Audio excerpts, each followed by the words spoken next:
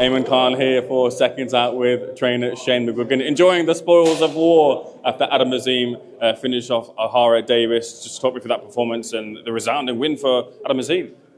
Yeah, I thought it was great. There was a bit of everything, was sharp early, took Ohara's jab away, took his range, sort of found his range quite early on in the fight and varied it up, was fighting mid to short in those middle rounds, and then mixed it short as was rolling underneath. Showed a bit of everything. Do you know what I mean? And at the end of the day, the one thing a fighter doesn't lose is his punch power, especially when you're as committed as Ohara to your shot. So he did. He pushed him back and he showed that he can. He wants to force a puncher back and mix it with those guys. He's not afraid of anyone. So it's it was clinical. If I recollect our previous interviews before on Adam Azim's performances, I think you've said in the past you want him to set his feet a little bit more before he throws the punches to just kind of give a full effect of what he's doing. Do you feel like you've got that? Do you feel like you've got that complete performance and that bit extra out of Adam tonight? No, he's still got plenty to improve on.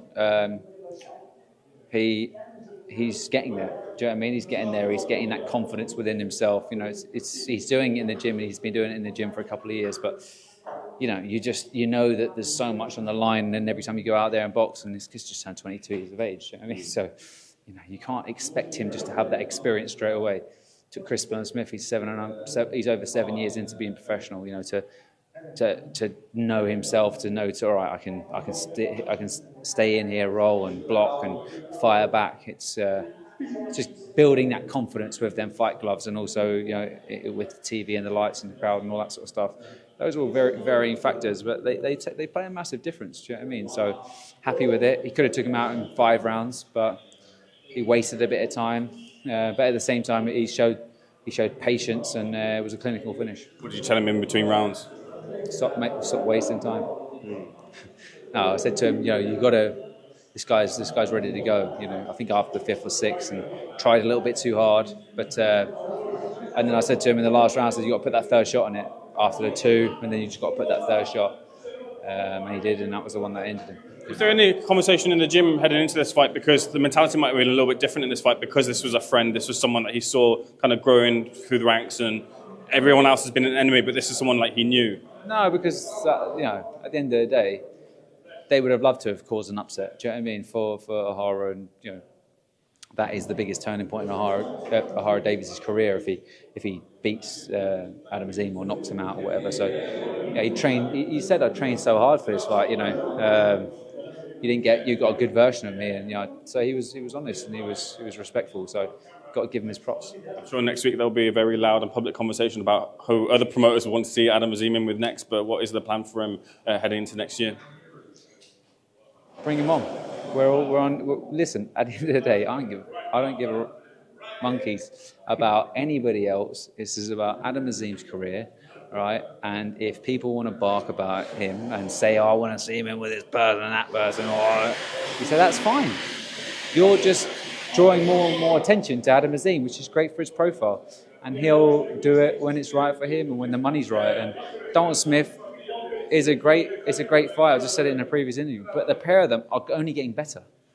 It's not like they're faded out like Amir Khan and Kell Brook. They got them at the end of their career, or Manny Pacquiao and Floyd Mayweather, where they weren't really at their peak. These guys are only getting better. Let's hope that they get a chance to do it soon. And I think with Riyadh season now, I think there's a big possibility of that. So at the end of the day, Eddie's barking about it. But I know when Adam Azim boxes Dalton Smith, he beats him. I know he does. And just like I knew when he was barking about Josh Taylor and Ohara Davies, I said, no problem, but we'll beat you. You know what I mean? So like Scott Quigg and Cole Frampton, we'll beat you. He was convinced every time. So look, there's respect there between me and Eddie, but I know who I'm working with. Do you know what I mean? And at the same time, it's going to be when it happens, it'll be big and they'll get really well paid, and hopefully that's their life-changing money.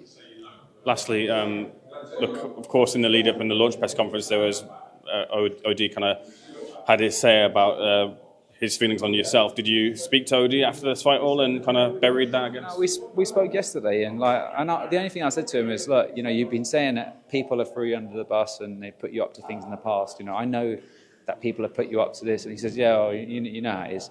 So it was kind of like, I know it's not him who's saying it; it's other people in the background. I don't really care. I'm happy that he walked away healthy and he's got paid. That's the most important thing, because at the end of the day, I work with fighters day in, day out. I've been doing it for the last 14 years. I want people to be well paid, and I want them to retire, and hopefully he does retire and he walks away with his brain intact. Do you know what I mean? And he can look back and reflect on his career and say, I was in really exciting fights. The ones even the ones that I didn't win, I was in exciting fights.